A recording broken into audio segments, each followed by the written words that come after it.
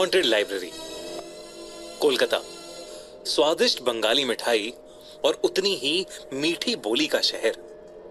वैसे तो कलकत्ता कई चीजों के लिए मशहूर है, पर वहां एक ऐसी जगह है जिसको इंडिया की सबसे हॉन्टेड जगहों में से एक माना जाता है।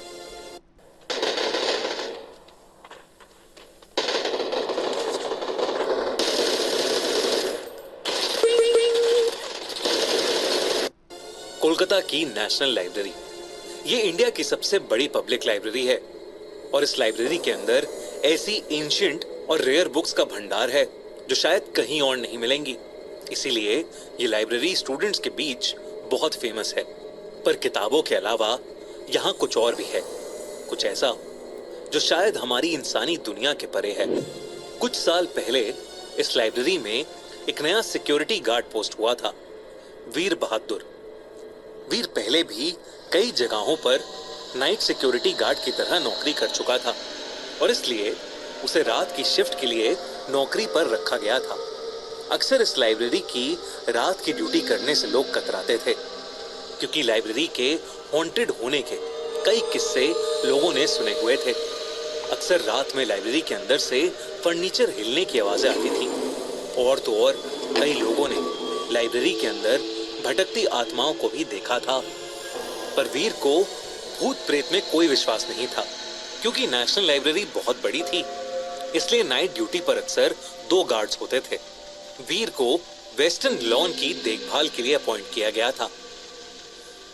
दिन के समय लाइब्रेरी में कई बच्चे आते थे, पर रात में लाइब्रेरी अक्सर बंद ही रहती थी। उसे बस ये ध्यान रखना था कि कोई लाइब्रेरी में रात में ना घुस आए और बुक्स चोरी करके ना ले जाए। पहली कुछ रातें वीर के लिए बिल्कुल आराम से बीती, लेकिन फिर अमावस्या की एक रात आई।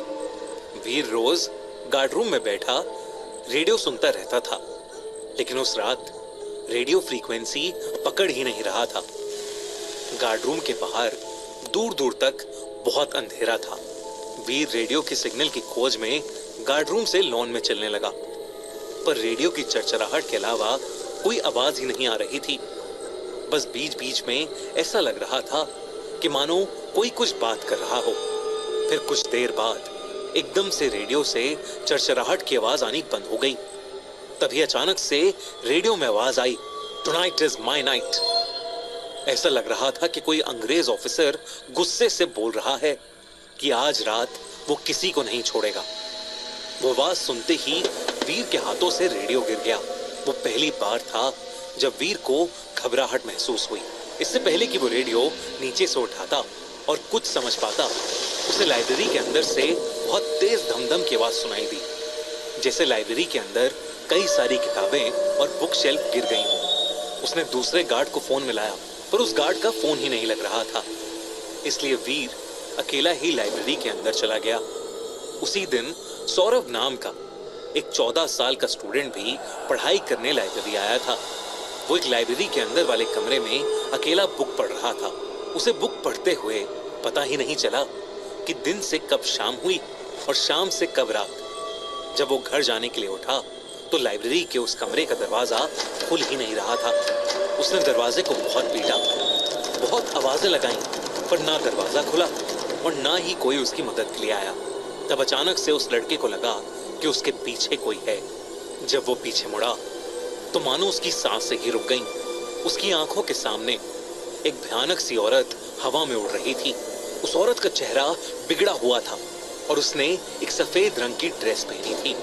वो औरत सौरभ पर बिना ध्यान दिए बुकशेल्फ्स में किताबें अरेंज कर रही थी। उसे देखते ही सौरभ डर के मारे चिल्ला पड़ा और तब उस औरत ने सौरभ को देखा और एक बहुत डरावने ढंग से वो सौरभ पर गुर्राने लगी। डर के मारे सौरभ एक टेबल के नीचे छुप गया। वो औरत चुपचाप बुक्स लगाती रही और हर थोड़ी थोड़ी देर में टेबल के नीचे झांककर वो सौरभ को देखकर एक डरावने तरीके से मुस्कुराने लगती, मानो किसी भी सेकंड वो सौरभ की जान लेने को तैयार बैठी हो। सौरभ को बहुत ज्यादा डर लग रहा था, लेकिन तभी कमरे का दरवाजा खुला और सिक्योरिटी गार्ड वीर बहादुर अंदर आ गया। सौरभ वीर को देखते ही टेबल के नीचे से आया और वीर से लिपट गया। सौरभ का जोरों से रोना छूट गया। वीर उसे देखकर घबरा गया। उसे लगा कि वो लड़का इतनी देर रात वहां क्या कर रहा है। सौरभ ने पूरी घटना वीर को बताई, जिसे सुनकर पहले तो वीर के होश उड़ गए, लेकिन फिर वीर को लगा कि शायद ये सब सौरभ का वहम होगा, क्योंकि अब उस कमरे में उन दोनों को कोई औरत नहीं दिख रही थी। तभी अचानक से लाइब्रेरी के अंदर फिर से बहुत जोरों की धमधम की आवाज हुई। आवाज नीचे से आ रही थी। वीर ने सौरभ को लाइब्रेरी से बाहर भेजा और फिर वो उस आवाज के पीछे लाइब्रेरी के बेसमेंट में जाने लगा। जब वो वहां पहुंचा तो वहां एक कमरा था। उस कमरे का दरवाजा अपने आप खुल गया। वहां उसे किसी आदमी के दर्द में चीखने की आवाज आ रही थी, जैसे कोई उसे बुरी तरह मार रहा है। जब वीर उस रूम के अंदर गया तो अंधेरे में उसे ऐसा लग रहा था जैसे कोई आदमी चेन में लिपटा हो। लेकिन फिर जैसे ही उसने अपनी टॉर्च उस तरफ मोड़ी तो वहां कोई भी नहीं था। वीर को कुछ समझ नहीं आ रहा था कि उस लाइब्रेरी में हो क्या रहा है। वापस गार्ड रूम जाते हुए वीर को दिखा कि लाइब्रेरी की लॉन्स के बीचों बीच एक पालकी रखी है, जो पहले नहीं थी। वो उस पालकी के पास गया। वो सदियों पुरानी पालकी लग रही थी। वीर ने पर्दे से देखा कि अंदर एक आदमी बैठा है। वीर गुस्से में उस पर चिल्लाया कि वो कौन है और वहां इतनी रात को क्या कर रहा है, लेकिन उस आदमी ने कोई जवाब नहीं दिया। जब वीर ने पर्दा हटाकर पालकी के अंदर झांका तो उसके रोंगटे खड़े हो गए। अंदर एक आदमी था और उसके शरीर पर हर तरफ चोट के निशान थे। उस आदमी ने ब्रिटिशर्स के जमाने के कपड़े पहने हुए थे, पर सबसे ज्यादा भयानक बात यह थी कि वो आदमी ना जिंदा लग रहा था और ना ही मरा हुआ।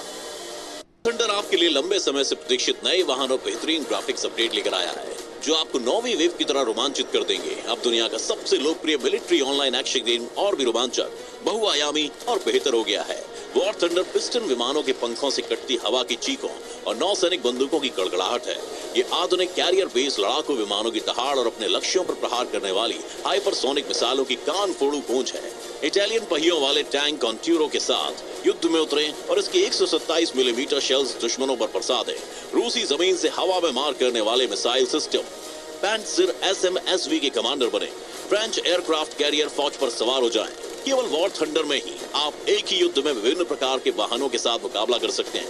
पानी और विस्फोटों से उठने वाली विस्तृत लहरों और छींटों के साथ अब नौसैनिक युद्ध और भी वास्तविक हो गए हैं। वॉर थंडर एक निष्पक्ष युद्ध है, जहां ना तो दया की जगह है और ना ही समझौते की। दुनिया को अपना कौशल और पराक्रम दिखाए। ये गेम Xbox, PC और PlayStation पर उपलब्ध है।